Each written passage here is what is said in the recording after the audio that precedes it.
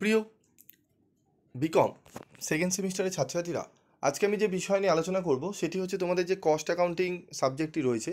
এই cost accounting subject থেকে আজকে আমি তোমাদের সম্পূর্ণ সিলেবাস নিয়ে আলোচনা করব তোমাদের কোন রাইটারের বই তোমরা কিনবে, এবং আলোচনা করব প্রথম অধ্যায় থেকে কোন কোন প্রশ্নগুলো পড়লে তোমরা 100% কোশ্চেন কমন পাবে। তো এই সাবজেক্টটি তোমাদের টোটালি প্র্যাকটিক্যাল, কিন্তু এর সাথে প্র্যাকটিক্যাল মিন্স প্রবলেম রিলেটেড। তো তোমাদের অঙ্কও করতে হয়, এবং অঙ্কের সাথে ম্যাথের সাথে তোমাদের কিন্তু থিওরিটিক্যাল ব্যাপারটিও থাকে, থিওরিও তোমাদের থাকে। তো তোমরা যারা ইংলিশ ভার্সনে করবে তারা ইংলিশ ভার্সনও করতে পারো, এবং এটি কিন্তু বেঙ্গলি ভার্সনেও লেখা যায়, ঠিক আছে? তো আমি আজকে আলোচনা করে দিচ্ছি তোমাদের, এবং যদি বাংলায় ভালো করে বুঝতে চাও, ইংলিশ ভার্সন আমাদের কাছে থাকে, বেঙ্গলি ভার্সনও থাকে। বাংলায় যদি ভালো করে বুঝতে চাও তাহলে অবশ্যই তোমরা কিন্তু দেখতে পারো, ঠিক আছে?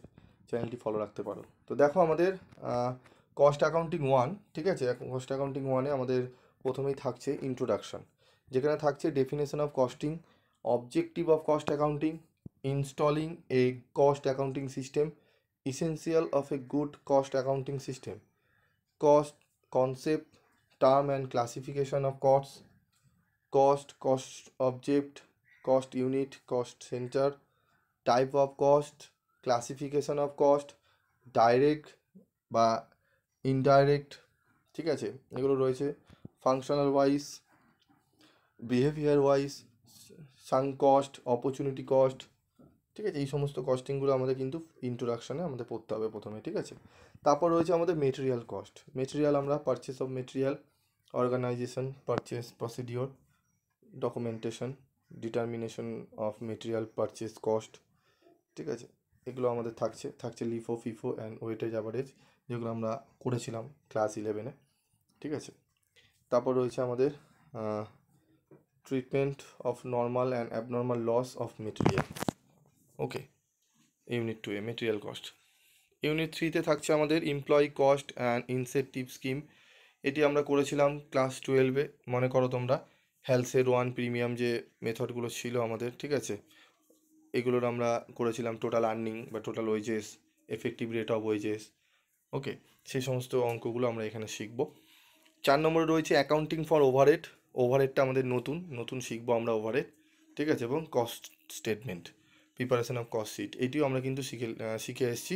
আমরা সিঙ্গেল প্রোডাক্টে শিখেছি, এবার কিন্তু মাল্টি প্রোডাক্টেও আমরা কিন্তু করব আমাদের কস্ট শিট। ওকে, তো এখানে তোমাদের জানার মধ্যে পড়ছে 5 নম্বর অধ্যায় পড়ছে, ঠিক আছে? 5 নম্বর অধ্যায় তোমাদের জানার মধ্যে পড়ছে। 3 নম্বর অধ্যায় তোমরা করে এসছো, 1 নম্বর 2 নম্বর, খালি এই ওভারহেড 4 নম্বর টপিকটি, ঠিক আছে, তোমাদের অজানা, নতুন শিখবে।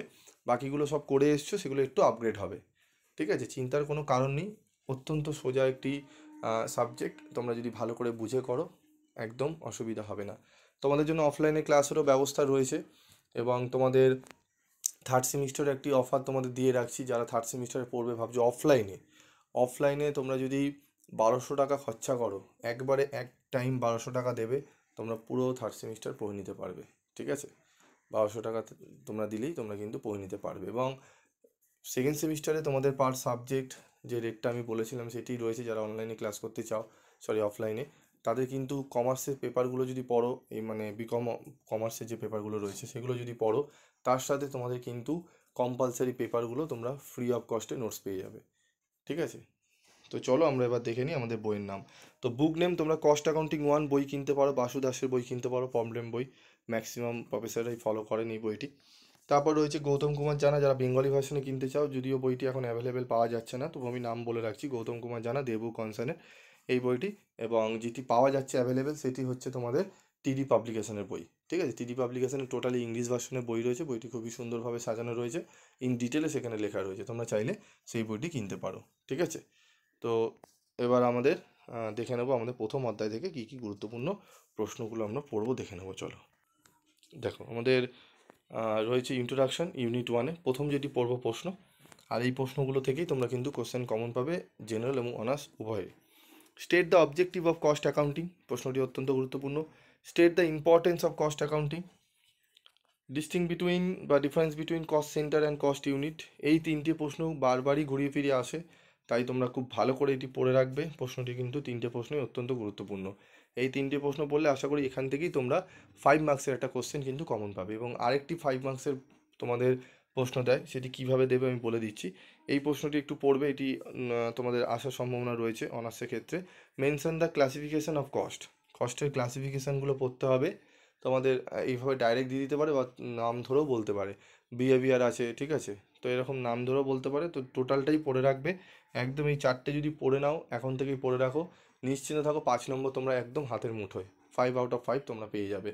বেঙ্গলি ভার্সনে যারা রয়েছে লিখতে চাইছো, যদি বেঙ্গলি ভার্সনের উত্তর যদি তোমাদের কাছে অ্যাভেলেবেল না থাকে, কমেন্ট বক্সে লিখে জানাবে, আমি তোমাদের উত্তর বুঝিয়ে দেওয়ার চেষ্টা করব এবং নোটস দিয়ে দেবো, ঠিক আছে।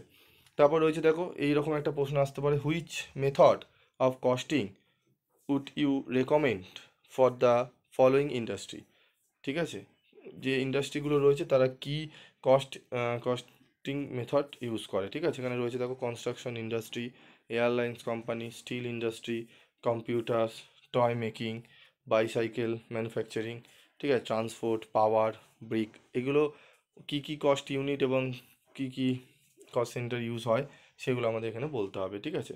এগুলো তোমরা একটুখানি ভালো করে করে নেবে। এই 5টা প্রশ্ন যদি ভালো করে করে দাও, এর একটা লিস্ট রয়েছে, এই লিস্টটা ভালো করে তোমাদের কিন্তু জানতে হবে, ঠিক আছে।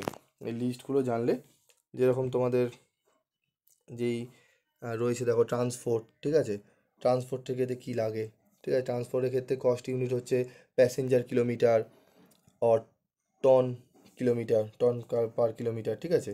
স্টিলের ক্ষেত্রে পার টন লাগে, অটোমোবাইলের ক্ষেত্রে নাম্বার লাগে, পাওয়ারের ক্ষেত্রে কিলোওয়াট আওয়ার লাগে, ঠিক আছে, সিমেন্টের ক্ষেত্রে পার টন, ঠিক আছে, এগুলো রয়েছে। গ্যাসের ক্ষেত্রে কিউবিক মিটার, ঠিক আছে।